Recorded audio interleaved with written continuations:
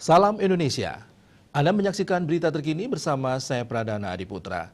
Jumlah warga yang terpapar COVID-19 di Bali masih tinggi. Pada Rabu 30 Juni, tambahannya masih 3 digit melampaui 220 orang. Bahkan dari kumulatif kasus selama pandemi berlangsung mulai awal Maret hingga hari ini, jumlahnya melampaui 50.000 orang.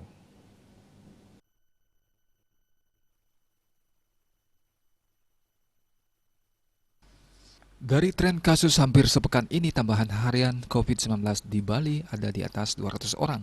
Korban jiwa COVID-19 juga masih bertambah, jumlahnya lebih banyak dari sehari sebelumnya. Sementara itu, pasien sembuh dilaporkan bertambah, jumlahnya tetap lebih sedikit dari kasus baru. Menurut data Satgas Penanganan COVID-19 Bali, terdapat 221 kasus baru. Kumulatif kasus yang ditangani Bali mencapai 50.217 orang.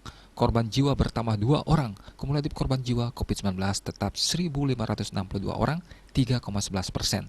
Rinciannya 1.556 WNI dan 6 WNA.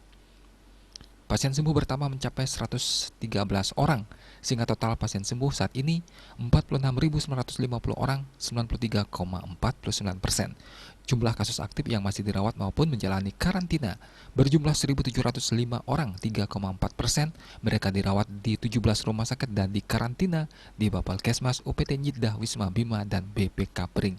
Diah Dewi, Bali Pos melaporkan. Untuk mencegah penyebaran COVID-19, ingat pesan Ibu, selalu terapkan 3M, wajib memakai masker, wajib mencuci tangan, dan wajib menjaga jarak, serta wajib menghindari kerumunan. Dengan penerapan perilaku 3M, Indonesia segera terbebas virus corona menuju Indonesia maju. Tetaplah bersama Bali TV.